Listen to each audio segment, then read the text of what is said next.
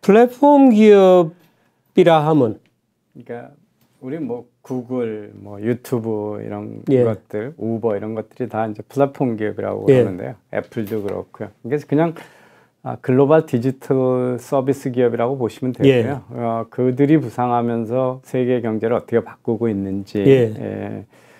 디지털 경제의 영향력에 지난번에 이제 일자리가 다 없어지냐, 예. 그 말도 안 되는 예. 가짜 뉴스에 대해서 주장들에 대해서 점검을 했고요.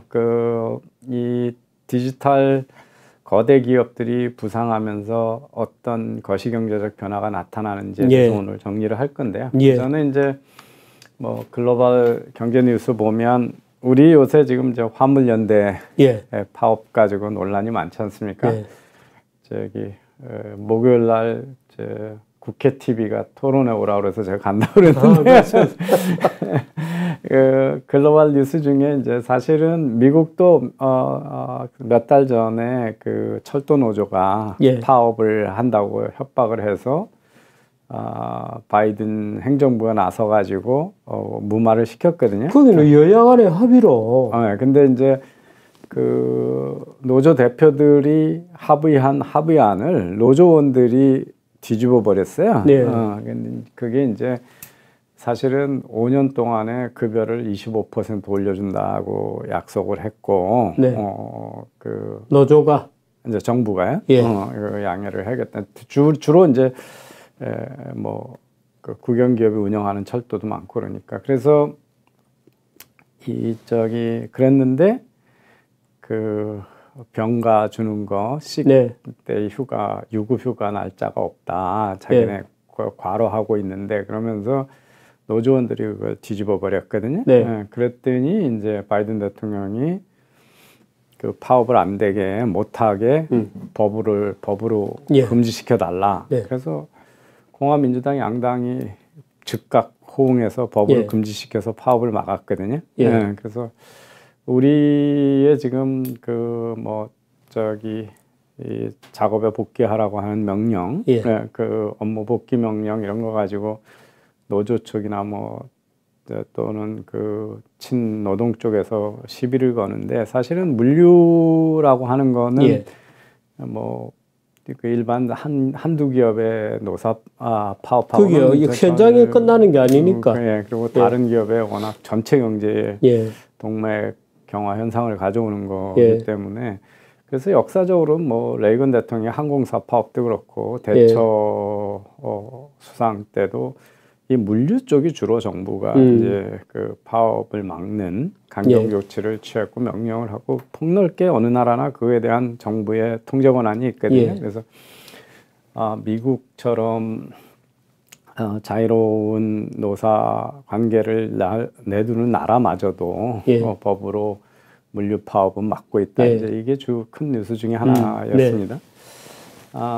제가 얼마 전에 그 한국은행 측에서 내년도 경제 예측에 대한 발표하는 자리에 갔었는데요. 거기서 되게 좋은 자료들이 여러 개 있어서 좀 빌려왔는데 최근에 이제 우리나라의 그 레고랜드 사태에서부터 했던 프로젝트 파이낸싱 쪽에 그 유동성 경색이 어디서 오느냐 이거를 추적을 해서 설명하는 자료가 있는데 사실은 이제 문재인 대통령 정부가 이 한전의 부실화 내지는 탈원전 거기에다가 그렇게 적자가 나는데 무슨 한전공대 만들고 이 난리를 치면서도 그리고 원유가가 그렇게 많이 올라가고 그랬는데도 전개선 안 올리고 인기영합적으로 나온 이유가 최근에 이 프로젝트 파이낸싱 유동성 경색의 상당히 중요한 원인이라는 거가 있어서 지금 이 한전체죠, 그래서 이 녹색이 한전이 발행하는 채권인데요. 그냥 계속 빚을 내서 운영을 하고 있고요. 보시면 이제 2021년 이 판매 단가가 주황색이고 이 구입 단가가 이제 원가인데요. 원가보단 지금 격차가 엄청 크게 벌어졌잖아요. 그래서 지난해 말부터 이게 교차가 일어났는데 이걸 방치하면서 지금 한전이 이제 채권을 결국 그 여기서 생기는 말하자면 구입 단가, 판매 단가의 차이만큼은 결국에는 이 한전 재발행 잔액 중에 무엇이라도 메꾸는 거죠. 예, 그래서 뭐 요즘 보면 실제는 하루에 그 유동자금 부족이 800억, 900억 정도 발생한다고 그래요. 그러니까 이제 하루에 그런 거니까요. 얼마나 빚덩어리 회사로 바뀌고 있는지를 이제 보여주고 있는 거죠. 사실은 그 전기 요금의 그 현실화는 언젠가는 단행을 해야 되거든요. 이게 상장 기업이기도 하고 그런데 이걸 정부가 이 전기 요금이 우리 소비자 물가 하는 CPI의 비중이 5%나 됩니다. 그래서 이게 올라가면 물가가 확 올라가는 거로 되는 거죠. 그래서 이제 잘 못하는데 다른 한쪽은 이제 이게 우리나라 주택 가격인데요. 이게 주택 가격을 나타내는 지수들이 하도 여러 개가 있고 서로 안 맞아서 사실은 논란이 많습니다. 그런데 지금 이게 한국부동산원의 실거래가인데 보시면 지금 문정권 말기에 2020년, 21년에 이제 단 한 2년도 채 안 되는 사이에 33%가 올라서 역대 가장 많이 올랐거든요. 그런데 이제 그 오른 게 가파르게 올랐으니까 지금 떨어지는 것도 아주 가파르게 떨어지고 있고요. 지금 떨어진 몫의 한 3분의 1 정도 떨어지고 3분의 1 떨어졌고 지금 떨어져도 올라간 거에 반 정도도 안 떨어질 거로 그렇게 예상을 하고 있습니다. 그런데 이제 저쪽이 그 미분양 주택인데요. 사실 올라가고 있는데 수도권도 조금 올라가고 지방에서 더 많이 올라가는데 역대 그 미분양 주택 수에 비하면 아직 그렇게 높은 수준으로 지금 미분양 아파트가 있지는 않습니다. 그런데 어쨌든 이것 때문에 지금 건설 경기가 나쁘고 거래 절벽이 일어나고 있는데요. 이 건설사들이 이제 시행사들이 아파트를 짓기 위해서는 이제 대출 기관으로부터 대출을 받죠. 근데 이 대출을 받으면 보통 한 3년 뭐 이렇게 프로젝트 기간 동안 받는 것 같습니다. 3년에서 5년 받는데 그걸 그대로 가지고 있는 게 아니고 그거를 이제 유동화 회사 페이퍼 회사를 만들어 가지고 저거를 이제 어음화해서 팔거든요. 그래서 이쪽에 파생 상품이죠. 유동화 증권으로 발행을 하는데 이제 3년짜리를 내놓으면 투자자들이 장기간이니까 잘 안 하니까 저걸 뭐 한 6개월, 9개월로 잘라서 이렇게 발행을 합니다. 근데 이게 이제 이 시행사가 사업을 잘 못해서 못 갚으면 저 파생 상품도 위험하잖아요. 그러니까 저거를 보증을 쓰거든요. 이 유동화 회사라고 하는 건 그냥 페이퍼 컴퍼니니까 이 돈을 빌려간 건설사하고 빌려준 증권사가 보증을 씁니다. 그래서 이제 이게 안 팔리면 내가 사주겠다 뭐 이런 거를 해주고 매입을 보장하고 확약하는 이렇게 증권을 하는데 지금 우리나라에서 지금 문제가 되는 게 저 보증 쓴 회사들 중에 자금 경색에 시달리는 회사들이 이제 많이 나오는 거예요. 저 건설사 중에 중소건설사가 지금 그러고 증권사들이 이제 어떻게 장사를 하냐면 이 자금을 해외에서 3개월짜리로 짧은 걸로 차입을 하거든요. 단기로 해야 이자가 싸게 그러니까 그걸 가지고 3개월짜리를 9개월짜리에다가 이제 보증을 하는 거죠. 세분화하는 거죠. 그런데 그러면 이제 자기는 3개월마다 갚아야 되니까 6개월, 9개월 보증한 거에 대해서 돈이 들어와야 되는데 그게 돈이 안 들어오는 순간 이제 증권사가 자금 경색에 시달리는 건데 이 쉬운 장사라고 증권사 중에 우리나라 중소 증권사들이 위험 따지지 않고 저기다가 이걸 많이 했던 것이 지금 이런 현상을 벌어지고 있는데요. 그래서 이 회사채 같은 것들의 이제 금리가 연말이 되면 그에 마감하느라고 네. 이렇게 부클로징이라고 그래가지고 이렇게 조금씩 올라가는 경향이 있거든요. 네. 다 요 노란 부분이 이제 4분기 그 11월, 12월인데 좀 올라가고 예외적인 게 이제 그 코로나 하는데 21년에만 그게 네. 올라갔던 거 워낙 치솟았으니까 내려갔는데 최근에 22년은 지금 연말에 가서 막 올라가는 거죠. 올라가면서 네. 너무 많이 올라가는 거예요. 옆에 네. 보시면 이제 회사채하고 네. 어음, 회사 코퍼레이트 페이퍼 그 스프레드가 지금 급격히 네. 올라가고 있거든요. 예, 이제 이게 그 바로 아까 이제 그 건설 부분에 네. 예, 이 프로젝트 파이낸싱에서 지금 문제가 생기는 건데 거기에 레고랜드 얘기가 나오면서 네. 이 파생 상품 만들었던 그 프로젝트 파이낸싱한 채권을 잘라서 유동화 증권으로 만든 거를 우리가 이제 이 프로젝트 파이낸싱 에셋 베이스드 CP라고 그래서 코퍼레이트 페이퍼라서 이게 불안이 하나가 있고요. 또 하나는 지금 은행들이 네. 은행들이 이제 그 금리 환율이 확 올라가니까 네. 해외 부채에 대해서 갚아야 되는 돈이 많아졌잖아요. 네. 네. 그래가지고 그리고 이제 해외 투자한 거 중에 자산들이 뭐 채권, 회사채 같은 것들이 있으면 그거에 대한 그 네. 위험도 커졌잖아요. 네. 그래서 이제 그 소위 이 은행들이 만약에 갑자기 돈이 들어올 돈하고 내줘야 되는 돈하고 해가지고 들어오는 돈에 비해서 내가 나갈 네. 돈이 많아지면 네. 이제 그 은행의 그 부도 가능성이기 때문에 네. 그거를 막기 위해서 자금을 일정 부분 갖고 있어야 한다. 네. 그게 이제 LCR 규제 비율인데요. 저것 때문에 갑자기 환율이 급상승하니까 은행들이 돈이 모자른 거야. 네. 그래서 그러면 이제 즉시 현금화할 수 있는 것들이라는 게 이제 네. 국고채나 통한증권이나 뭐 이런 거고, 그래서 은행들이 은행채를 또 많이 발행한 데다가 한전이 네. 저걸 많이 발행하니까 네. 일반 회사채나 이쪽은 불안한데 안전하면서 정부 망할 거 없으면서 이쪽에서 이자를 막 높여주면서 네. 한전하고 은행이 채권을 많이 발행하니까 돈이 글로 다가버린 거예요. 그렇군요. 네. 이쪽에 이제 그 유동성 위기가 네. 발행하고 있는 거죠. 그래서 지금 이 회사들의 부도 가능성 때문이라기보다는 그 작은 증권사하고 건설사들의 네. 단기적인 유동성 위기의 불안을 느끼는데 그거보다 훨씬 안전하고 이자 많이 주는 은행채하고 한전채가 막 쏟아지니까 돈이 글로 다 몰려버리는 바람에 이쪽에서 지금 불안이 오고 있는데 네.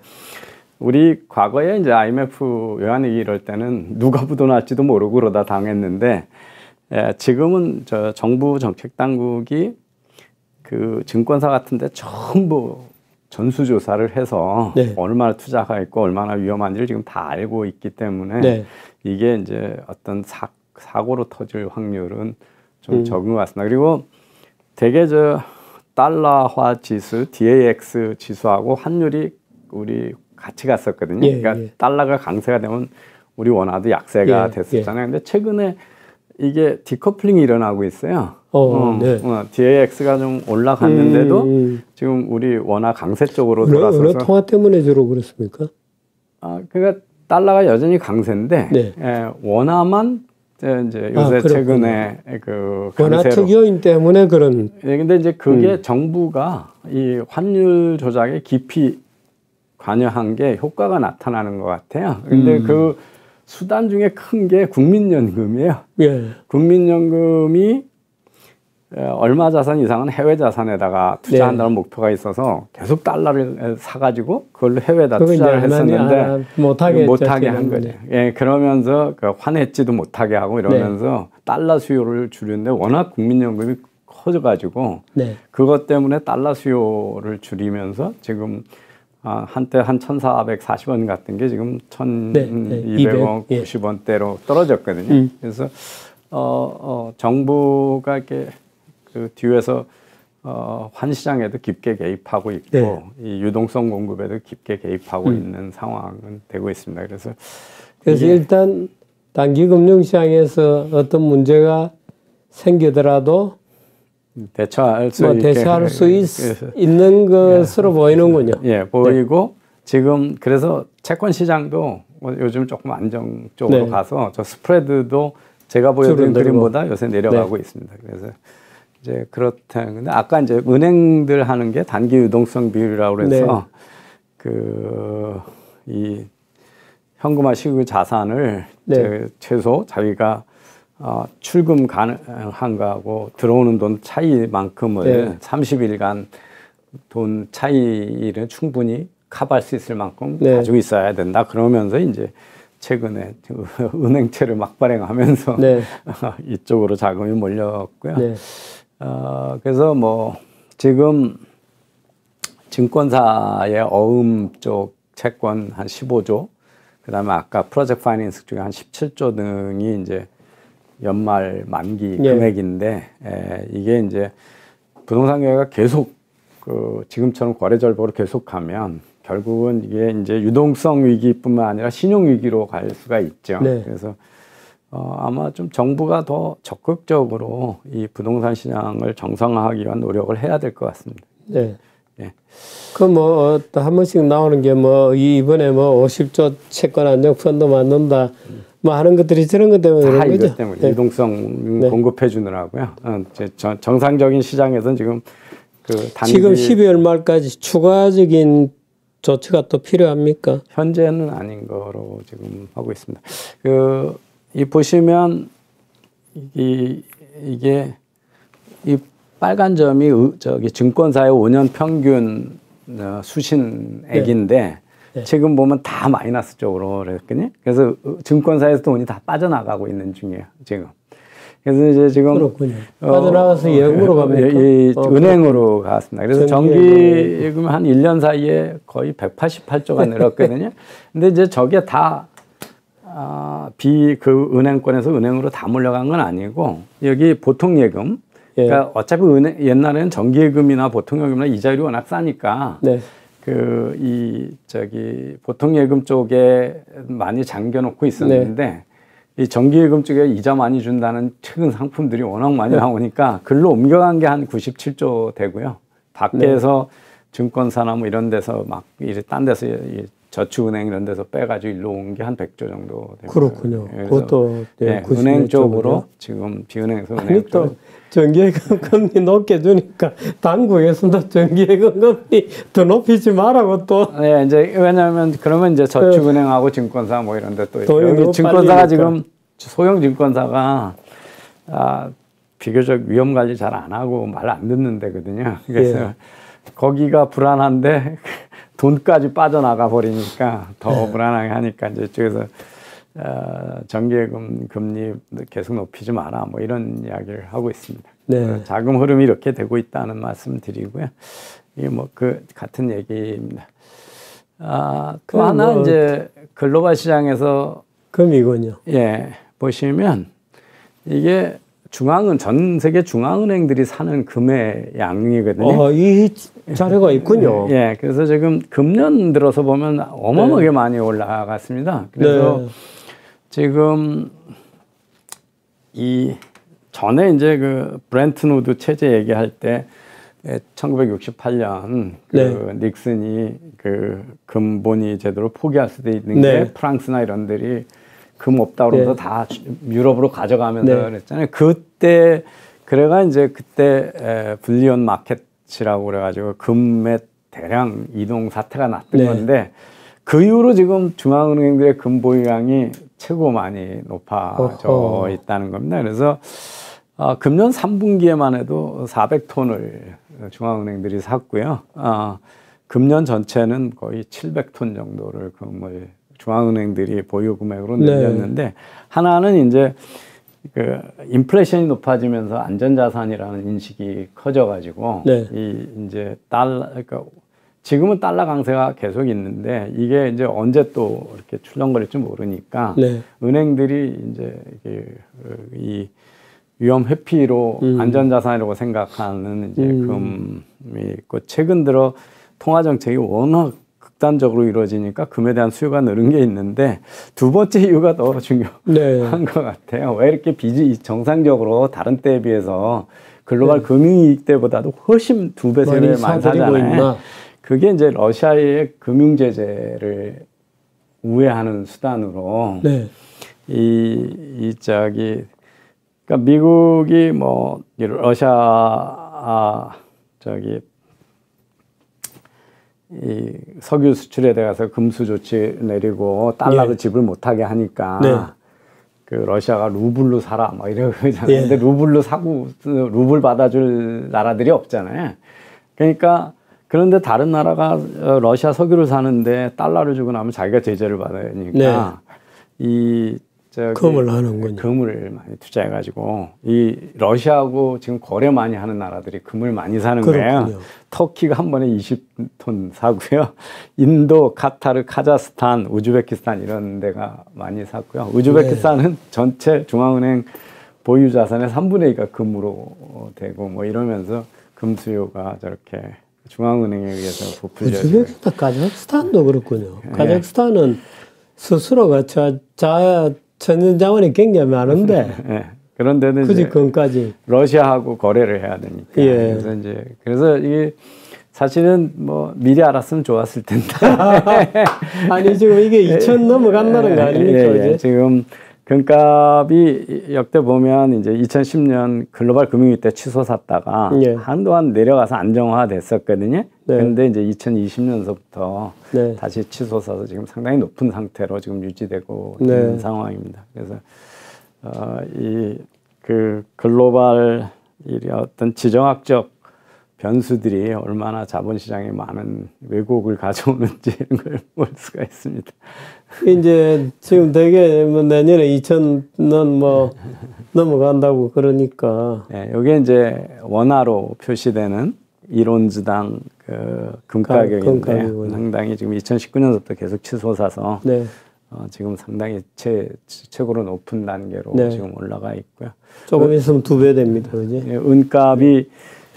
은값은 금처럼 인기 있지는 않고요. 올라갔다가 그 금년들이 옆으로 계속 횡보하고 있는데 금은 아직도 상당히 강세여서 우리 시청자분들도 지금 인플레가 없이 나고 그러시면 투자 대안으로 금을 한번 좀 생각해 보시는 것도 좋을 것 같습니다. 그런데 또 금이 안 움직일 때는 굉장히 안 움직여서. 이게 전체적으로 보면 그렇게 수익성이 있는 거 아닙니다. 그러니까 이게 이제 리스크를 줄인다라는 해칭한다는 정도의 이야기죠.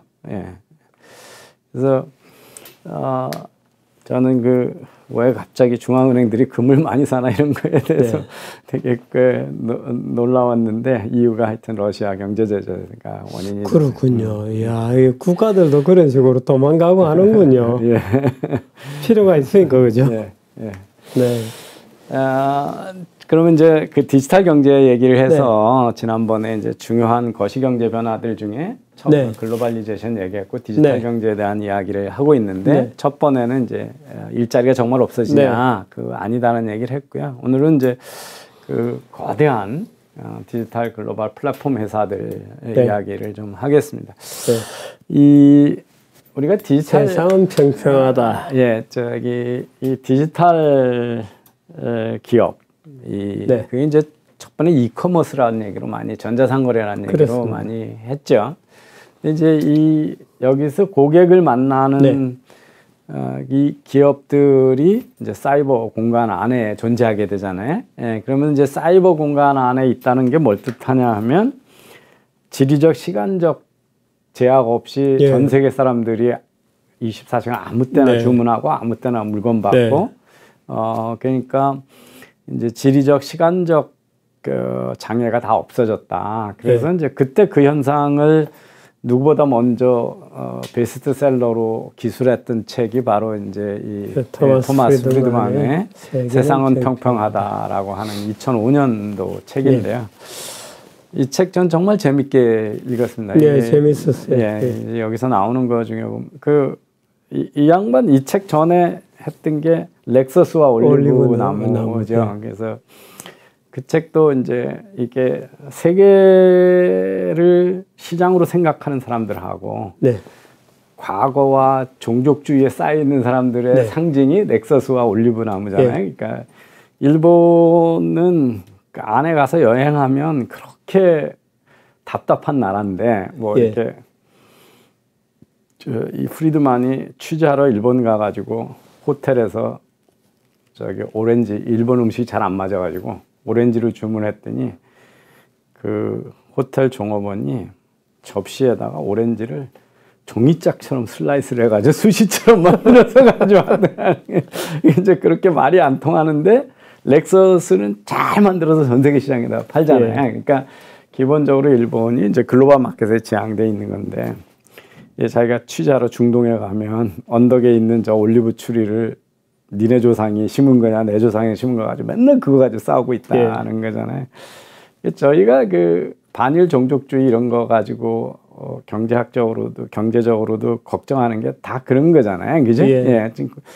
그 아무 현재나 미래 먹거리 사는데 도움이 안 되는 과거에다가 그냥 원안에다가 시선을 고정해 놓고 현재 먹거리, 미래 먹거리 생각 안 하는 건데 바로 이제 이게 마치 한 동네에 사는 것처럼 그러니까 지구가 둥글기 때문에 서양하고 동양은 비즈니스적으로 만날 수가 없었거든요. 저쪽에서 일할 때 우린 자야 되고 우리가 잘 때 저쪽에 그런데 아마존이나 뭐 쿠팡이나 24시간 돌아가고 있고 이베이도 24시간 돌아가고 있고 한국에 있으나 미국에 있으나 주문하는 거 똑같고 그래서 한 동네에 사는 것처럼 평평해졌다. 이제 이래서 상당히 그 신문 기자라서 그런지 글을 아주 평이한 언어로 미국 교수가 제 기억나는 게 미국 교수가 시험지 답안지 걷어가지고 말하자면 인도로 보내면서 퇴근하고 아침 되면 그게 인도에서 채점이 돼가지고 책상 앞에 와 있다고.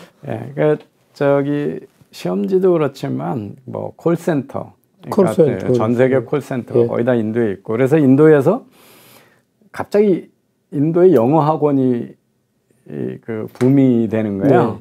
그게 뭐냐면 미국 기업의 콜센터에 취직할 사람한테 인도 액센트 빼주는 거예요.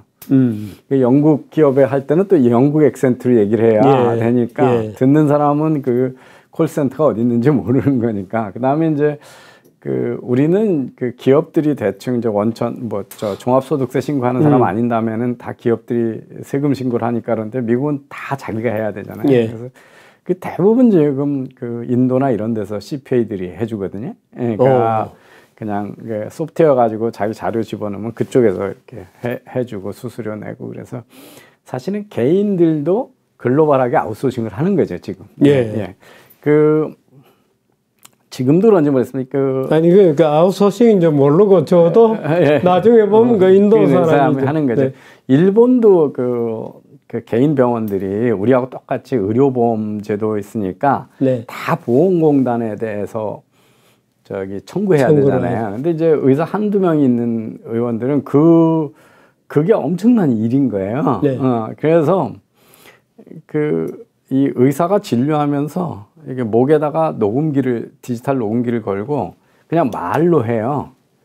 그리고 그 파일을 보내면 만주하고 대만 이런데 옛날 나이 든 사람들이 일본어 많이 하는 사람들 있잖아요. 당시 이제 몇 년 전만 해도 한 10여 년 전만 해도 중국 인건비가 싸니까 그 파일 전송하면 그쪽에서 파일 해주는 거예요.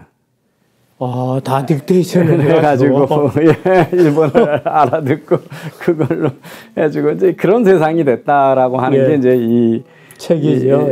이 책인데 최근에 이제 그 뭐 전 세계적으로 코로나 때문에 전자상거래 규모가 뭐 폭발했죠. 폭발을 해서 디지털 트랜스포메이션을 CTO가 하냐 CEO가 하냐 그랬더니 그 링크드인에서 설문조사했는데 88%가 코비드 19이 한다.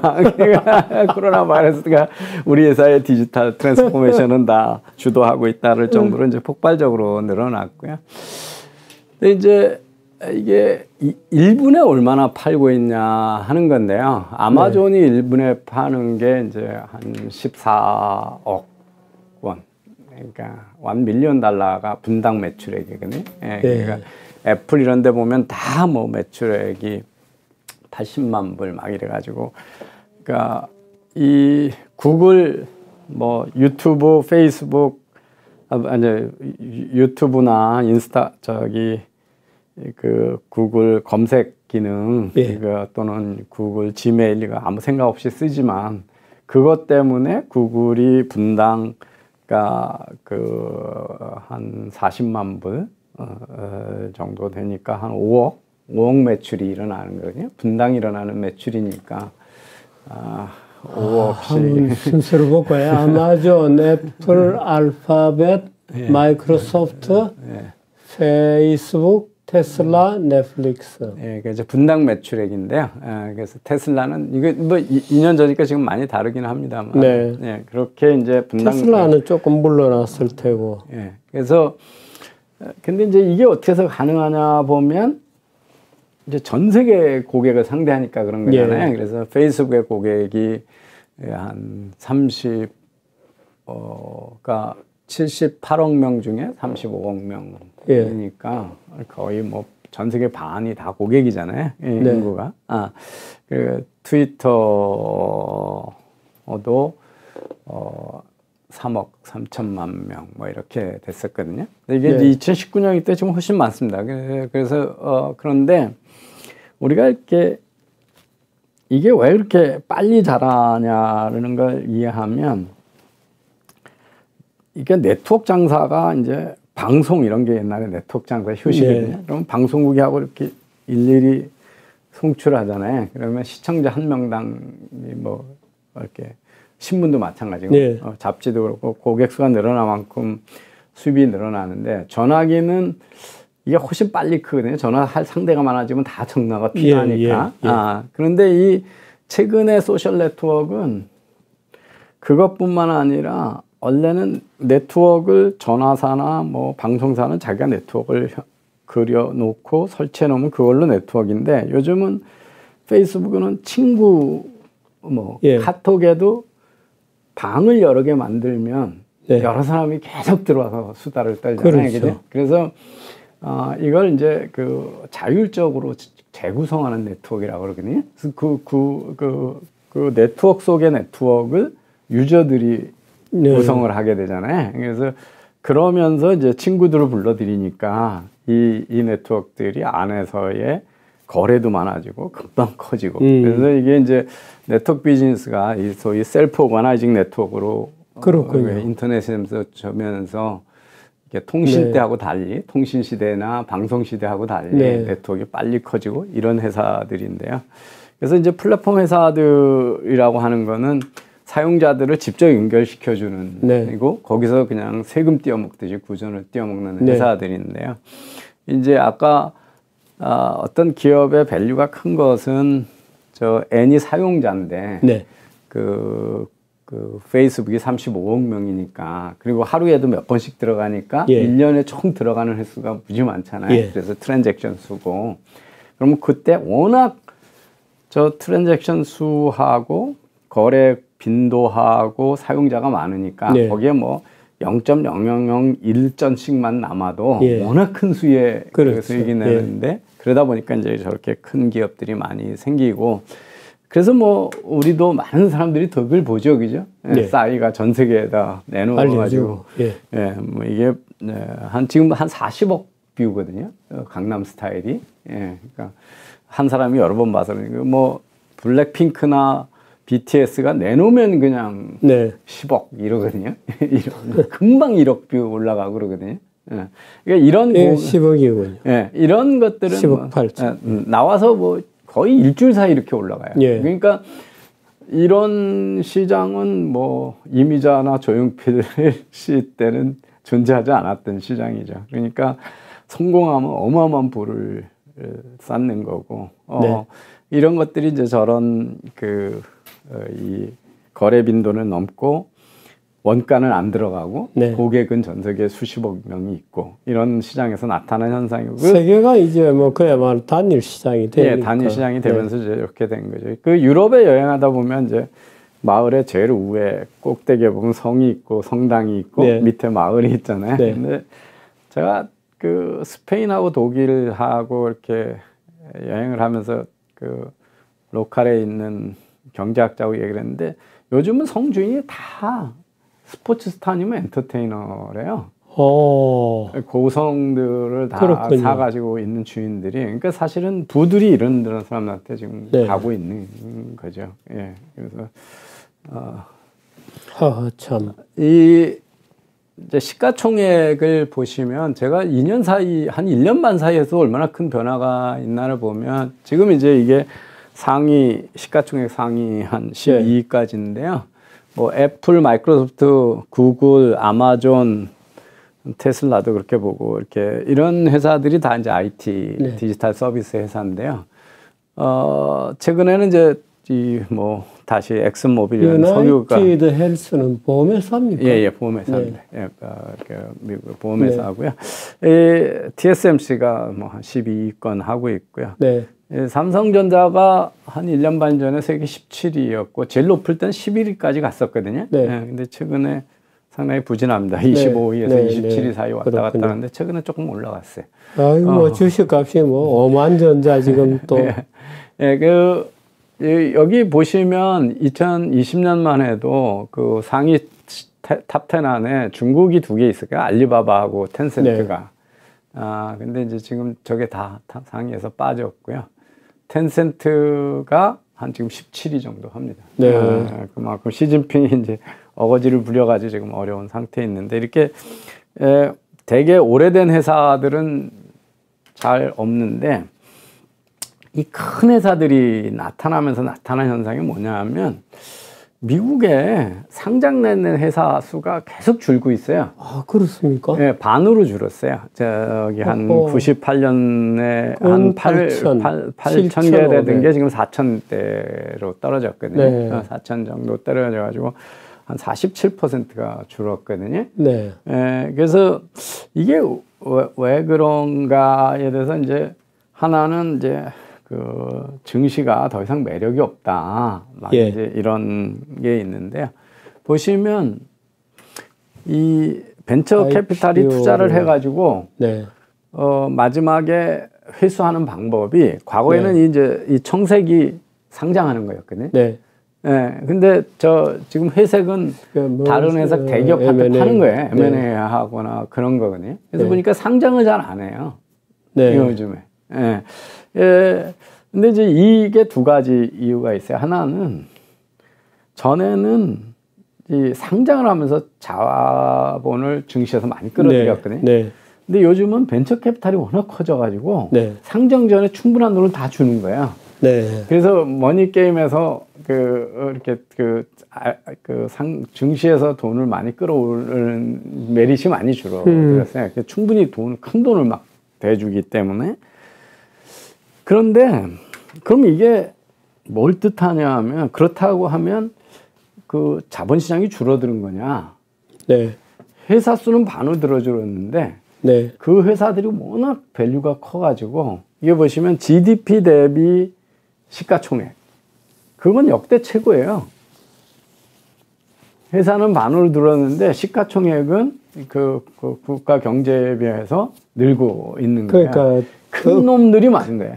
어콰이어 되거나 머저된 거죠. 머지된 것들이 사실은. 그러니까 이게 뭐냐면 글로벌 시장을 군림하려면 규모가 커야 되는 거예요. 그러니까 웬만한 거 다 잡아먹고 그렇게 되는 거예요. 그래서 우리가 지금 대기업에 대한 우리나라의 반감이 너무 크잖아요. 근데 작게 내버려두면 글로벌에서 생존할 수가 없는 세상이 돼버렸다라고 하는 게 이제 이런 현상인 거죠.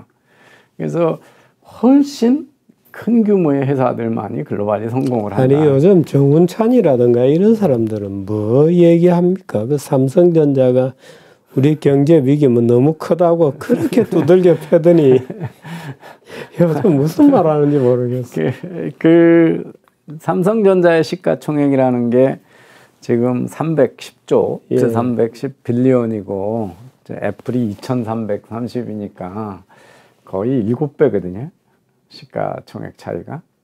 그러니까 아니 삼성전자 이것도 지금 말하자면 상속세 특허야 되지 그럼요. 뭐 온갖 리스크가 사실 가치를 삭감해 놓고 있는 거죠. 그래서 이제 우리가 그래서 이제 하나는 자본시장 전 세계에서 이렇게 이게 뭐 저때 제주도에 갔더니 예. 카페가 새우하고 고래만 살고 중간에 다른 고기들은 다 죽는다는 거야.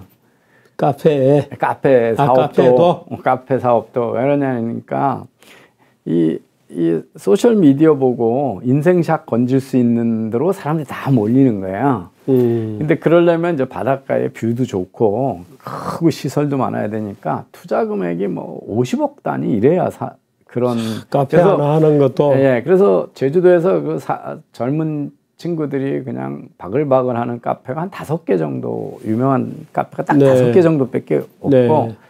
나머지는 자기 혼자 로스팅하고 저거 해가지고 아주 작게 해가지고 작은 규모로 해서 망하지 않게 하는 전략. 네. 그래서 이 저기 새우하고 고래만 있고 중간 어정쩡한 건 다 네. 망한다 이제 이런 얘기를 하는데 사실은 글로벌 비즈니스도 좀 그런 경향이 상당히 크거든요. 그러니까 네. 우리는 자꾸 저 중견기업 뭐 이런 거 얘기하는데 사실은 중견기업들의 생존 가능한 영역은 점점 줄어들고 있는 거죠. 네. 이제 규모가 크니까. 근데 이제 그 디지털 전자상 거래의 가장 큰 네. 특징 중에 하나가 실제 부동산 수요가 적다는 거거든요. 투자가 많지 않잖아요. 예, 그죠? 예. 가게를 안 두니까. 네.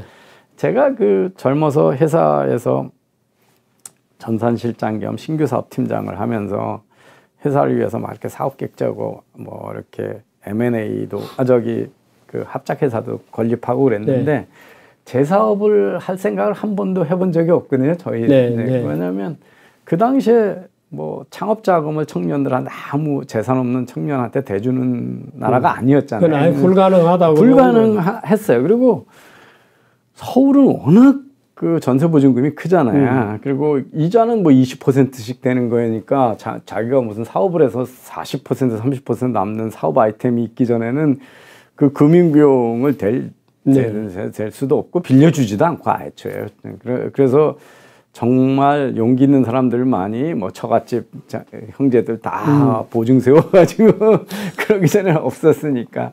근데 최근에 청년들이 왜 창업을 많이 하냐면 가게 없이 하는 거예요. 그죠? 네. 네. 그러니까 공장 없이 가게 없이 네. 하는 창업을 많이 네. 하는 하는 거예요. 그래서 이제 그러면서 전체적으로 그게 창업을 할 수 있는 여건을 무시한 거죠. 그래서 또 기업들이 이 공장 같은 건 전부 중국, 베트남으로 떠넘기잖아요. 네. 그래서 이제 기업들이 그 고정 자산을 안 가지고 있고 무형 자산 중심으로 기업 형태가 다 바뀌고 있다는 거거든요. 그래서 이게 미국의 이제 S&P 500 기업들의 재무제표 상에 유형 자산하고 무형 자산. 그러니까 시가총액이 쭉 나오잖아요. 그러면 그 중에 현금 가지고 있고 땅 가지고 있고 뭐 시설 가지고 있고 그럴 거 아닙니까? 이 회색이 이제 유형 자산이거든요. 공장 땅이고 거기에 안 나타나는 가치가 저 파란색이거든요. 근데 이게 75년에는 미국의 대기업들의 83%는 다 부동산이었어요. 시설 그렇군요. 아니면. 예. 근데 지금 그게 10% 미만으로 내려가 있어요. 네. 그러니까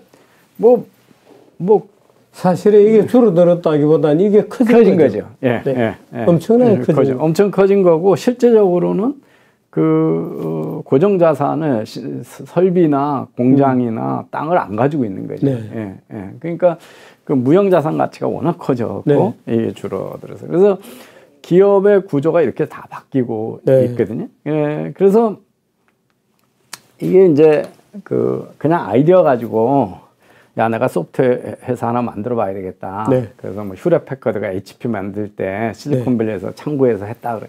그래도 그 당시에는 그 전에는 소프트웨어 회사 하나 만들려면 한 500만 불은 있어야 시작을 한다 이렇게 시작을 했었거든요. 예, 50억 뭐 이렇게. 지금은 그냥 아이디어 있으면 5,000불 가지고도 그 창업이 시작이 가능한 시대가 됐는데 이게 IT 하나도 안 사도 돼요. 다 아마존 클라우드 이런 데서 빌려서 써요. 그죠? 예. 그리고 사무실도 필요 없어요. 자기 집에서 하더니 카페 가서 일해도 돼요. 가게도 필요 없어요. 그냥 네이버나 쿠팡에다가 입점하면 돼요. 네. 아마존에다 팔든지, 그죠? 예, 그러다 보니까 그 뭐 소프트웨어 같으면 그냥 개발해가지고 앱스에 올려놓으면 되는 거잖아요. 네. 그러다 보니까 저렇게 초기 사업 시작하기가 쉬운 세상이 돼버린 거죠. 그래서 그 닷컴이라고 하는 거는 새로운 기술이 있어서 기회도 있었지만 창업 비용 자체가 워낙 작게 네. 줄어드는 계기가 된 거죠. 이런 경제 속에서 지금 젊은이들이 살고 있는데, 물론 전 시작할 때 돈이에요. 진짜 기업이 살아남으려면 어마어마한 돈이 예. 필요하고, 그러려면 글로벌 시장을 보고 사업 계획을 내고 글로벌의 큰 벤처 캐피탈을 설득하는 능력이 있어야 되는데요. 어쨌든 시작하기에는 뭐 시작해도 망해도 별로 그렇게 인생의 실패가 되지 않는 세상이 돼버린 거죠. 예, 그래서 많은 창업 기업들이 이제 유니콘 기업들이 솟아나고 있는 중이고요. 보시면 이게 이제 벤처 캐피탈 금액이 지금 2009년서부터 지금 늘어난 건데요. 최근에 어마어마하게 늘어났거든요. 예, 그래서 이게 이제 더 길게 보면 닷컴 때 이렇게 일어났다가 저기 쭉 해서 지금 2014년서부터 네. 지난해까지 거의 한 8년 이상. 이 닷컴 때는 이 열풍이 3년밖에 안 간 거거든요. 2년, 3년밖에 안 건데 지금은 8, 9년째 지금 지속되고 있는 벤처 캐피탈 투자의 열풍이 불고 있습니다. 근데 이제 그러다 보니까 이런 성공한 기업들이 워낙 크게 성공을 단기간에 하니까 이 기업 하나 잘 잡으면 벤처 기업 캐피탈들이 이제 그거 베팅 잘해가지고 한동안 잘 나간다고 막 칭찬받았던 게 이제 그 손정희 회장의 비전 펀드죠. 예. 거기가 그러니까 그 대기업들이 갖다 돈을 대줘가지고 이 양반의 투자 능력을 믿고 대줘가지고 굴리는 돈이 뭐 100조 이랬으니까 그 펀드로도 빌리온 달러 이런 정도의 큰 금액이니까. 옛날에 무슨 투자 은행들보다 훨씬 더 큰 금액의 그렇죠. 돈을 굴리는. 근데 요즘은 좀 많이 지금 뭐 우버에서 몇 많이 군데서 망했다고. 그다음에 이제 그 원래 알리바바에 투자해가지고 큰 돈이 그 지분이 많았거든요. 근데 알리바바 지금 주가가 많이 떨어졌잖아요. 그런데다가 아니 그러니까 뭐 손정희도 있고 뭐 벤처 캐피탈 이렇게 잘 된다 그러니까 오늘 아침에 제가 방송에도 그 얘기했습니다만. 우리 정부가 또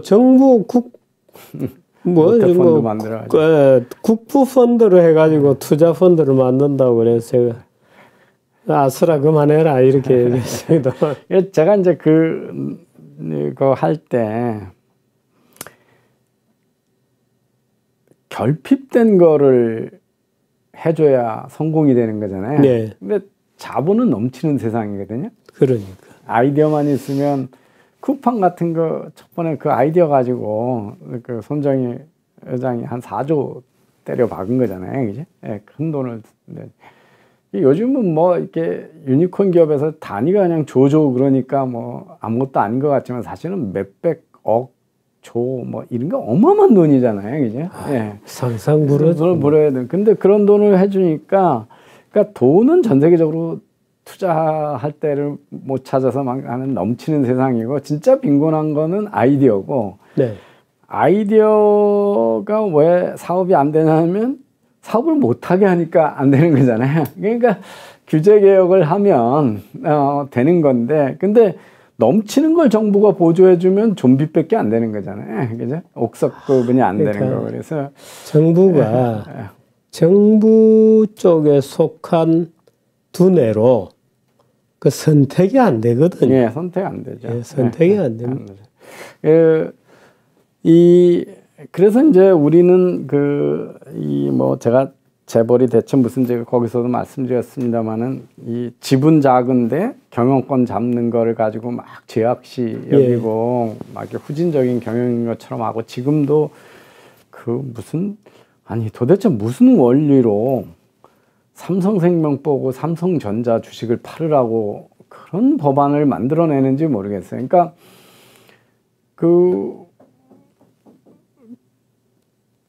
워린 버크셔 해더웨이도 보험회사잖아요. 그러니까 보험회사가 아니면 보험이 있고 보험이 모든 40몇 개, 50몇 개의 기업을 다 투자하고 산업기업을 지배하는데 IBM도 투자하고 코카콜라에도 투자하고 다 하는 거잖아요. 그리고 모든 주식 사고. 그 최근에 TSMC 샀다고 그 반도체 회사 샀다고 막 그러는. 그러면 미국의 보험회사는 전자회사 주식을 되고. 가도 되고 한국은 안 되고 보험회사라는 게 보험료 받아가지고 좋은 데다 투자해서 그 투자 수익을 내야 자산 운용을 잘해야 먹고 사는 거니까 그게 아니 그 삼성생명 가입자는 저는 무슨 죄가 있다고 그 수많은 우리나라에 수천만 명이 삼성생명의 그 가입자인데 그 가입자들의 재산권에 대한 침해잖아요. 그러니까 그런 이상한 발등들을 해요. 근데 이제 전 세계 상장하면서 그 소위 이제 듀얼 클래스라고 그래서 주식을 이제 우선주 발행하는 의결권을 더 많이 갖는 의선주 그 발행하는 기업이 점점 많아지고 있고 그래서 이제 상장 회사 중에 그 소위 우선주 발행을 해서 차등 의결권을 주는 그 비중이 점점 늘어나고 있거든요. 그래서 그것도 소위 이제 IT 기업이라고 하는 이 기술 미디어 쪽이나 유통, 전자상거래 쪽은 거의 40%에서 50%가 다 차등 의결까지 가지고 있어서 지금 우리가 알고 있는 구글 창업자 3명이 전체 의결권 70% 가지고 있거든요. 저크버그는 그 메타 지금 페이스북에 거의 그 의결권의 한 70%를 가지고 있거든요. 그래서 테슬라도 마찬가지예요. 그러니까 그 얼른 머스크가 그렇게 대통령한테 무엇을 하든 발언에 실수해서 주가가 떨어지든 아무도 못 쫓아내요. 그 차등 의결권 때문에. 그래서 우리가 알고 있는 대기업이 다 그런 거거든요. 지금 이게 최근에 만들어진. 그래서 이제 이게 왜 그러냐면 창업자가 갑이 된 시장이 된 거예요.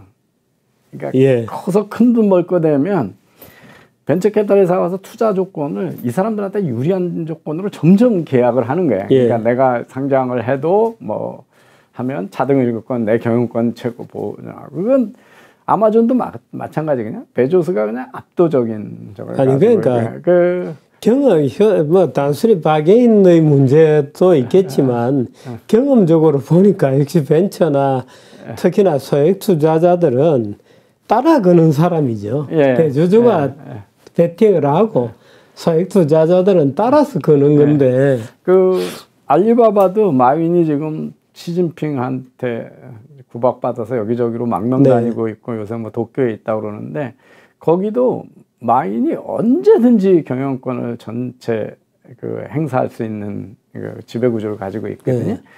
그래서 그 알리바바가 뉴욕에 홍콩하고 상해에 상장 안 하고 뉴욕에 가면서 차등 의결권을 인정하지 않던 중국이나 홍콩, 싱가포르가 다 법을 바꿨거든요. 그래서 이제 차등 의결권을 인정하는 중국도 바꿨군요. 중국이 다 같이 바꿨지. 그런데 우리나라만 지금 저걸 아직도 인정을 안 해요. 우리나라는 주먹을 휘둘러서 계속 통제할 자신이 있는 모양이에요. 그래서 우리만 이제 그래서 지배 구조까지도 저기에 바꾸고 있고 기업의 이제 모습을 바꾸고 있다는 말씀을 드리고요.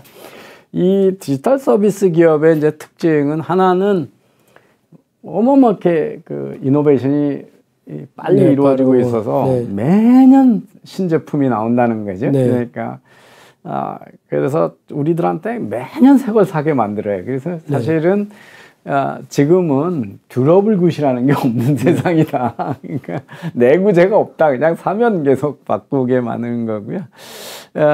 그리고 개인화를 무지 많이 해주거든요. 그리고 가지고 전부 패션 프로덕트예요. 들고 다니면서 자랑해야 되고 자기 신분을 해야 되고. 그래서 그 옛날에는 뭐 자동차 그렇고 이런 것도 그렇고 가전도 그런데 들고 가야 고쳤는데 요즘은 소프트웨어적으로도 계속 기능이 업데이트되고 그다음에 그 왜 그렇게 창업자들한테 뭐 그 사람들이 질려서 그만둘 때까지 상장하고 나서도 경영권을 계속 주냐면 이 사람들이 경영 안 하면 이런 기업들은 기술을 이해 못해서 잘 못하니까 그래서 기술을 아는 경영자를 되게 우대하는 거죠. 그 꼭 공대를 나오고 뭐 그랬다는 게 아니라 기술의 뭐 역사도 사업 알고. 가치 알고 고객한테 어떤 가치를 줄 건지 어떻게 활용해야 되는지 아는 뭐 스티브 잡스나 이런 그 일론 머스크나 뭐 이런 거고요. 그러면서 기업 간에 이제 저런 특징 때문에 1등 기업이 이제 다 이익을 가져가서 기업 간의 이익이 되게 그 확대되고, 저게 뭐냐면 새로운 기능을 집어서 내년에 디자인을 명품으로 디자인 못하면 돈을 못 벌거든요. 근데 그거는 설비나 자본의 힘이 아니고 새로운 기능을 고객 취향에 맞게끔 고객이 원하는 만큼 새로 구성하는 능력이잖아요. 그러니까 이게 디자인 능력이거든요. 결국은 디자인은 엔지니어링 능력이니까 그걸 잘할 수 있는 핵심 인재를 그 얼마나 확보하고 있는 기업이, 그래서 이제 왜 LG전자하고 삼성전자하고 뭐 자본력의 차이가 있어서 스마트폰 시장에서 LG는 지금 삼성이 잘 나가는 게 아니라 똑똑한 인재가 삼성에 다 간 거죠. 그 이익 더 많이 나니까 처우 잘해주니까. 이 구글이 왜 알파고를 한국에 와서 이세돌하고 게임을 했냐. 근데 그 총 쓴 돈이 한 600억이 넘거든요. 60 밀리언 정도 달러를 썼어요. 근데 그거 하고 나서 그때까지는 인공지능 그러면 IBM의 왓슨이 최고라고 그랬는데 바로 이제 구글이 인공지능의 회사라고 했고, 그러고 나서 즉시 뛰었던 기업 가치가 한 30조가 뛰었거든요. 구글이 600억 들여가지고 30조의 기업 가치를 건데, 그보다 더 중요한 거는 그 딥마인드 테크놀로지에 전 세계에서 탑 클래스의 인공지능 하는 사람들은 다 거기 지원을 하기 시작을 해서 지금 거기에 다 모여 있다는 거죠. 이제 그러면 그 다음에 인공지능의 브렉스루가 거기서 이제 많이 나온다는 거죠. 그래서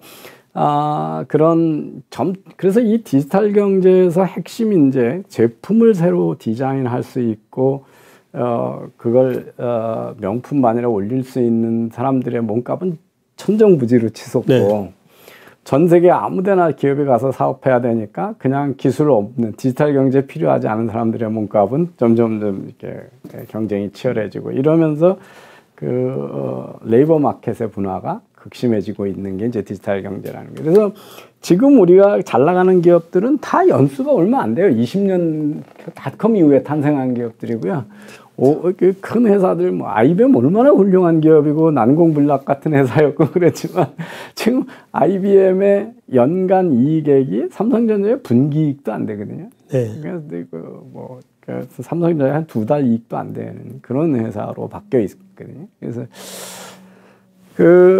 기업들이 커지는 속도가 얼마나 빠르냐 뭐 이런 거 보면 80년대 만들어진 기업들은 10조 기업이 되는데 30년이 걸렸는데 요즘은 이제 2, 3년이면 잘 나가는 유니콘 기업들은 10조 정도의 기업 가치를 다 인정받는 정도로. 야, 진짜 참 뭐. 불과 뭐 뒤돌아보니까 이렇게 돼 있군요. 그러니까 그래서 몇 번 제가 강조했지만 자영업자가 커가지고 중소기업 되고, 중소기업에서 중견기업 되고, 중견기업이 커서 대기업 된다는 거는 완전한 신화 망상이라는 거죠. 그러니까 기업은 시작부터 큰 시장을 보고 큰 자본력이 투입되고 그걸 움직일 수 있는 좋은 인재들이 모여야 전 세계적인 기업이 만들어진다는 거죠. 그래서 스타벅스 키웠던 창업자가 시애틀에 있는 스타벅스라고 하는 5개 지점을 운영하는 자영업자 사장님한테 이 스페셜티 커피 전 세계 되니까 글로벌 기업으로 만들자 그러니까 겁을 내서 동의를 안 해주는 거야. 그래서 본인이 인수해가지고 내가 은행을 찾아다니면서 이 글로벌 기업을 만드는데 융자를 해달라. 이게 좀 테크 기업이 아니니까 벤처 캐피탈이 안 달려들잖아요. 네 사업 모델이 뭐냐? 그래서 남들이 50센트에 파는 커피를 5불 받고 팔겠습니다. 이게 5배 비싸게 팔겠습니다. 이렇게 하니까 은행이 안 빌려주잖아요. 그래서 그 융자 신청을 200 몇십 회를 거절당했다고 그래요. 하워드 슐츠가. 그래서 그 하워드 슐츠가 그 돈을 이제 200 몇 번 만에 융자를 받아서 전 세계로 확장을 하잖아요. 그래서 우리나라에 사실은 교회 제일 많은 자영업이 교회하고 다방이었거든요, 옛날에. 근데 우리나라 다방주인 누구도 전 세계 시장을 지배하겠다는 꿈을 가졌던 사람이 없잖아요, 그지? 그래서 이 창업자가 보는 타겟 시장의 크기, 그게 이제 기업을 크기를 결정하는 거잖아요. 그래서 그런 큰 시장을 지배하려면 얼마나 많은 돈이 필요하고 어떤 인재가 필요하고 그걸 빨리 끌어들여야 되는 거죠. 그래서 기업들이 워낙 빨리 크고 빨리 망하고 그래서 테슬라 이야기도 너무 놀라운 거예요. 아직도 테슬라의 시가총액이 지금 전 세계 부호 1위가 지금 앨런 머스크거든요. 그리고 그 잘 나가는 자동차 회사 상위 뭐 9개 시가총액 합친 거보다 테슬라의 시가총액이 아직도 그렇게 높은데요. 이게 정말 웃기는 거예요. 이게 포드 자동차가 모델 T 만들 때 디트로이트 부근에만 자동차 회사가 한 250개 이상이 있었는데 한 회사가 너무 잘 만드니까 다 죽고 묻혀서 하나로 M&A에서 만들어진 회사가 GM이에요. 그래서 클라이슬러까지 3개 있다가 그러니까 줄어들어가지고 근데 신규 진입이 거의 30년부터 2000년까지 없었던 산업인데 그렇게 규모의 경제가 지배하고 신규 진입이 불가능했던 산업인데 요새 그냥 전기차의 자율주행 합쳐가지고 그냥 여기 우후죽순처럼 지금 그 새로운 회사들이 만들어지고 있거든요. 그러니까 왜 기술자들한테 차등의 교육권을 주고 경영권 안정을 주냐 하면 이 기술을 이해해야 되고 이 좋은 유망한 기술을 사는데 의사결정을 6개월, 7개월 보고서 쓰고 하는 게 아니에요. 그냥 CEO가 전화 걸어서 이거 될 것 같아. 그럼 내가 몇백억 줄게, 몇천억 줄게 그냥 바로 딜을 하거든요. 그래서 지금 이렇게 한 8년 사이에 이 기업들이 인수한 기업들의 숫자거든요. 구글이 236개를 인수를 하거든요. 그래서 근데 이 우리나라에서 지금 그 대기업들이 이 인수합병을 하는데 공정거래가 너무 눈에 걸리는 거예요. 이거 늘려놓으면 매년 발표해요. 계열사 숫자 늘렸다고. 그리고 그 계약 관계가 다양해야 자유롭게 계약을 M&A를 할 텐데 자칫하면 손자 회사 이렇게 특수 관계 회사가 돼버리고 이러니까 또 뭐 규제하고 그리고 마치 규제 사각지대의 글로벌 문어발 경영이 확대되고 있다. 이 스토리대로 지금도 발표를 하는 거예요, 매번. 그러니까 이런 일들을 잘 못하는 거죠, 지금 이렇게 기업들이. 우리가 이제 그 삼성전자하고 LG, 애플이 막 스코어권 싸움 많이 했었잖아요. 근데 이제 이게 제가 여러 번 보여드렸는데 이게 2016년에 마켓시어인데 시장 점유율인데 이익은 두 회사밖에 못 가져가고 나머지 다 마이너스 되고 지금도 이 휴대폰 시장의 이익의 70몇 %를 애플 혼자 다 가져가요. 그래서 이제 이게 이제 이 명품을 들고 들고 다니는 게 자기 사회적 지위를 나타내고 IT를 아는 사람 그러면서 이제 그러면 이제 기능제에서 이 위치제 사회적 위치를 나타내는 위치제 그러면 명품 쪽으로 다 몰리고 그래서 커피도 스타벅스 잔을 들고 다니면 이제 그 젊은 여성들한테 그 유행을 알고 있어 보이고 좋은 직장 다니고 그러면서 이제 그 고가 전략이 통했던 거거든요. 그래서 근데 이제 이게 바로 디자인을 누가 잘하냐 아니까 그래서 이렇게 1등 기업이 이익이 많이 나면 더 처우를 잘해주니까 고급 인재들이 다 몰려가서 1등 기업한테 이렇게 고급 인재들이 집중이 되고 그래서 이 서비스나 제조업 상관없이 1등 기업이 이익을 많이 내고 다른 기업은 못해서 이걸 이제 그 보스턴 대학의 벤슨이라는 교수가 이 슈퍼스타 이코노미다 이렇게 얘기를 하고 있고 이것이 이제 기업의 급여 차이가 개인 소득 격차로 나타나서 이제는 그건 우리나라에서도 지금 똑같이 하는 건데요. 이 기업 안에서 그 월급을 많이 받는 사람하고 기업 안에서의 급여 격차는 세월이 가도 변화가 없는데 기업 간 격차는 이렇게 상위 네. 1%하고 나머지하고 하는 건 똑같이 이렇게 나고 있다라고 하는 거거든요. 그래서 이런 현상이 지금 이제 계속 일어나고 있고요. 또 하나는 이제 이게 이제 스마트폰 속에 다 들어가서 없어지는 물건들이거든요. 네. 50가지가 넘는 물건들이 옛날에 우리 돈 주고 사던 물건들인데 그렇군요. 이 작은 기계에 다 들어갔잖아요. 그리고 이제 내연기관 자동차였다 전기차가 되면 부품 네. 저렇게 쓰잖아요. 그래서 아이고 부품 수군요. 예, 부품 수가 이제 저렇게 줄어드는 네. 거고요. 그래서 뭐 이 카메라 시장 없어지는 거, 스마트폰 때 없어지는 걸 보시면 이제 필름 카메라 있다가 디지털 카메라로 다 가는데 디지털 카메라도 지금 없어지는 시장이잖아요. 이게 다 스마트폰 속에 들어가서 그러는데 그래서 이 많은 물건 이건 뭐 지금 스마트폰보다 아주 오래전 논문인데요. 2018년에 나왔던 논문인데 네. 이걸 생산하는데 썼던 에너지가 1706kW인데 저 스마트폰 만드는데 쓴 에너지는 75kW밖에 안 되고 이거 다 돌리는데 쓰는 전력이 449W고 저는 5W밖에 안 되고 뭐 이게 무게가 26kg가 100g으로 줄어들었고 뭐 이런 것들이 탈물질화한다는 거니. 네. 디지털 경제가 강해지면 강할수록 점점 자동 제어하고 에너지 들 쓰고 작아지고 그러니까 점점 작아지잖아요, 그지? 그러니까 자원도 들 쓰게 되고. 탈물질이라는 말이 디마테리얼리제이션이라고 그러거든요. 네. 그래서 이게 이제 그 소위 그래서 그 기후 변화 가지고 압박을 하면서 그 사람들한테 이게 성장 주장하는 사람들이 막 디그로스 해야 된다고 경제 성장하면 CO2 배출 많이.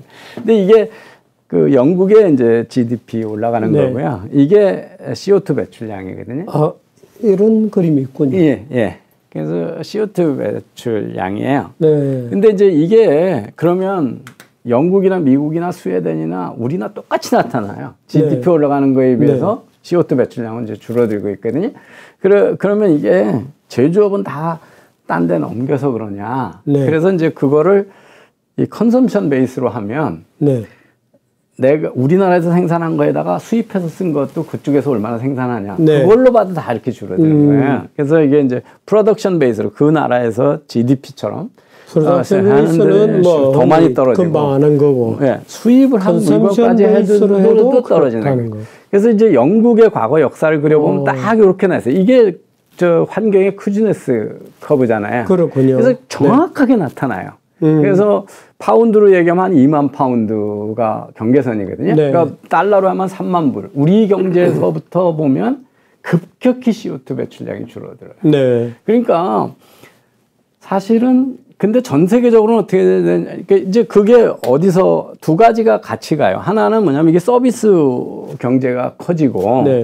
제일 위가 서비스 밑에가 제조업이거든요. 네. 그러니까 제조업이 줄고 서비스업이 하니까 아무래도 제조업이 에너지 많이 쓰고 CO2 배출 많이 하니까 이것 때문에 주는 거가 있는데 그걸 산업별로 가보면요. 제일 많이 줄어드는 게 사실은 교통하고 제조업이에요. 네. 그러니까 차가 좋아지는 거예요. 네. 그리고 차만 좋아진 게 아니잖아요. 그러니까 제가 이제 우버 이런 거 적극하려는 게 불필요한 운행을 안 하잖아요. 네. 이 카카오 택시 그러면 불러서 가잖아요. 그죠? 네. 돌아다니면서 손님 태우려고 안 하잖아요. 그죠? 그러면서 CO2 배출이 많이 주는 거거든요. 그래서 전기차들도 마찬가지로. 그래서 저는 이 화물연대 우리가 이제 이런 거를 볼 때 여기다가 자꾸 특혜를 주어서 제가 여러 번 서비스업 얘기할 때도 정부가 라이센스 주면 전부 자영업을 만들어 버리잖아요. 그렇죠. 예, 네. 그러면 그 산업에서는 혁신이 일어나지가 않아요.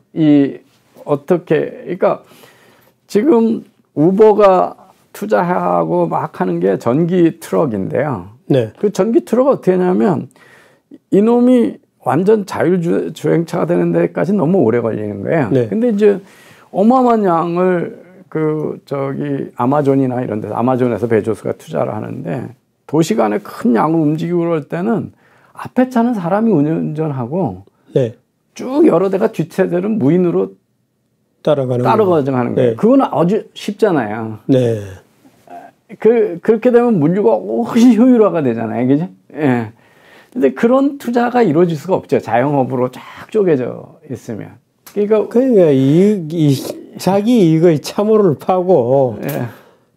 말을 그 이권의 성을 쌓아주는 거죠. 예, 지금 그렇게 그러니까 되니까 우리나라 화물연대 지금 문제가 생기는 게 2004년에 저게 면허제로 바뀌었더라고요. 근데 면허제로만 바꾼 게 등록제에서 면허제로만 바꾼 게 아니라 우리나라의 물류 수량이 아무리 늘어도 그 면허를 더 많이 안 내주겠다고 약속을 한 거예요. 이면으로.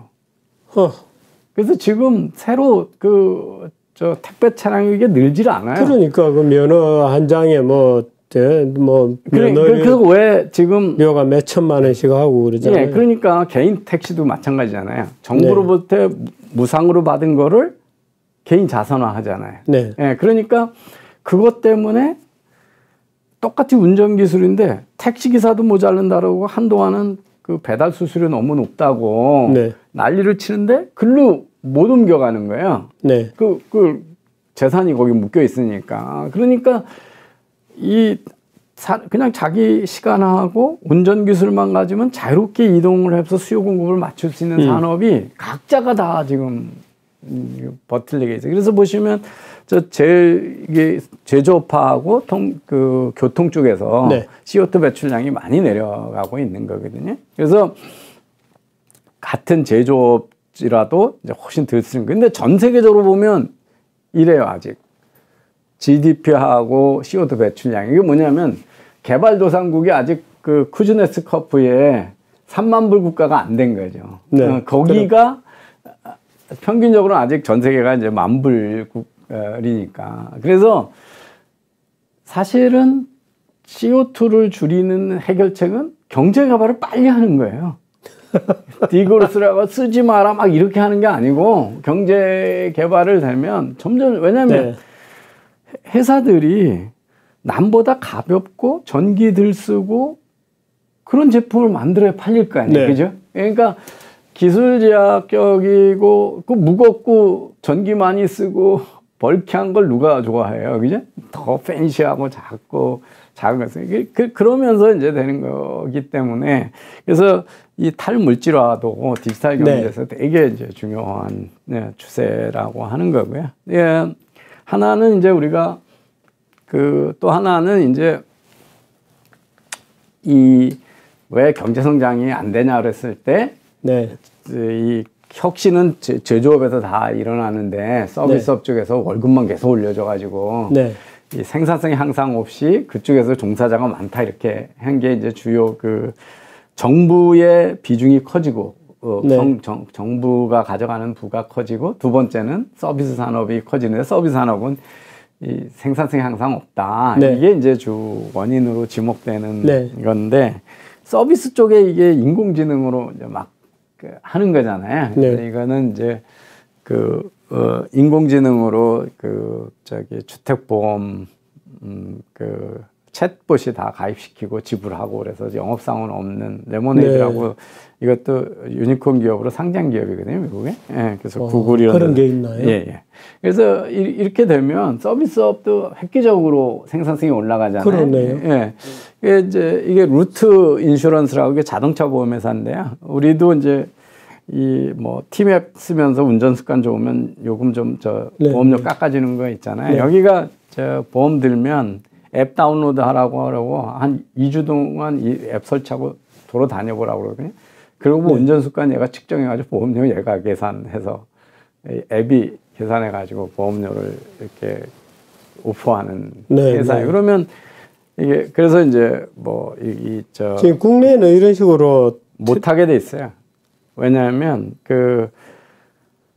보험감독원이 표준 보험료율제라서 보험회사들이 우리가 보험료 자체 제정할 여지가 없어요. 그래서 이노베이션이 감독원에 가서 다 그 받아야 됩니다. 그래서 저기 아직도 그 권력을 갖고 있기 때문에 보험회사들이 보험료의 자율 책정 권한이 없으니까 이런 걸 할 수가 없어요. 그래서 혁신이 안 일어나는 거죠. 이제 이러면 그 나이라는 거, 성별, 이게 통계적인 얘기지 사실 개개인은 다 운전습관이 다르잖아요. 그래서 이렇게 하면 훨씬 효율적이 되잖아요. 그죠? 그 다음에 운전습관 나쁜 사람이 고치겠죠. 그죠? 보험료를 낮추기 위해서. 그러니까 사고 안 나도 보험료가 낮아지니까. 그렇죠. 그래서 이런 것들이 다 서비스 산업의 이제 생산성을 높이게 되는 거고, 만약에 정말 드론이나 자율주행 자동차가 물건을 나르기 시작이나 뭐 드론 택시나 이런 게 나르기 시작하면 이제 더더욱이나 지금 뭐 우리나라의 마켓컬리나 쿠팡이 로켓 배송해가지고 오프라인하고 경쟁하는데 또 에서 큰 차이 없으니까 그걸로 주문을 많이 하잖아요. 근데 만약에 주문하고 몇십 분 만에 전부 배달이 된다 그러면 굳이 이제 상가를 갈 이유도 없고, 저렇게 날아다니면 지금 이거는 화물연대처럼 사고 안 나니까 안전운임제 안 해도 되잖아요. 그죠? 그래서 이게 디지털 경제가, 그러니까 선진 경제가 되면서 서비스 산업의 비중이 커지면서 저성장 경제가 쭉 되어 왔고, 그걸 우리 경제학자들은 다 당연한 거로 여겼었는데, 지금 인공지능이나 이 디지털 경제로 가야 되는 이유가 뭐냐고 보면 이 서비스 산업에 그 비중 큰 서비스 산업에 어마어마한 혁신이 가능하다. 단 정치인들이 개입 안 하고 혁신을 수용해야 되는데 이제 이 정치인들이 다 못하게 만드니까.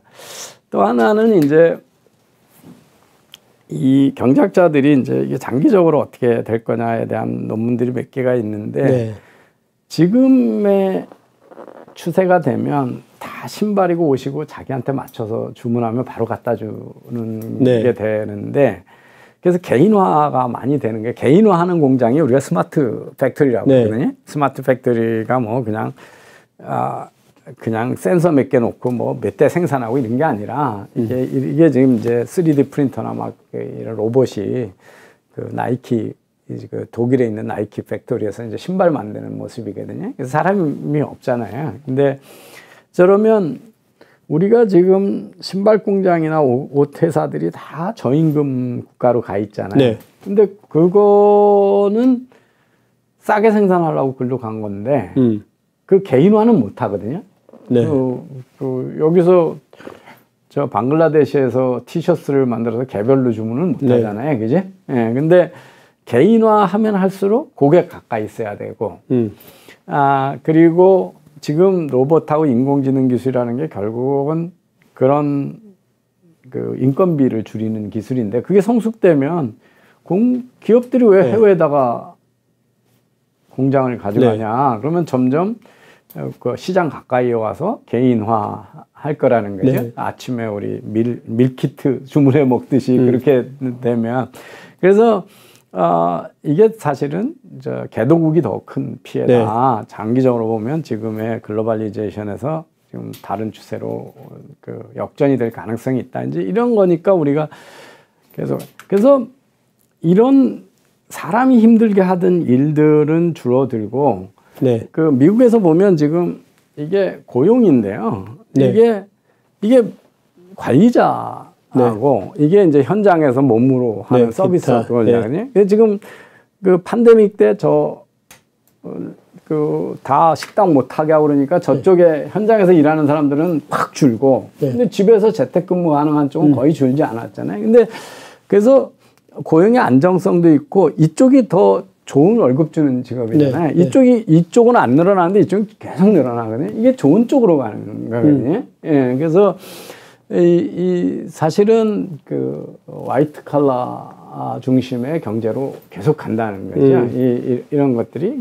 그게 산업의 효율성이 되면 점점 그런 거잖아요. 그 기획하고 이런 사람만 점점 더 많아지고 현장에 가서 일해야 되는 사람은 줄어들고 이런데, 이제 일로 빨리 가야 사실은 월급 좋은 거 많이 받는 쪽으로 가는 거예요. 그래서 그런데 이제 우리는 자꾸 지금 일본 따라가고 있어가지고요. 약자 보호 논리 때문에 뭐 지금 화물연대도 민주주의의 어떤 뜻에 지금 빠진 거죠. 예, 그 화물연대도 계속 그 저기 방송국에서 작가가 저한테 걸어가지고 반대쪽 논리야.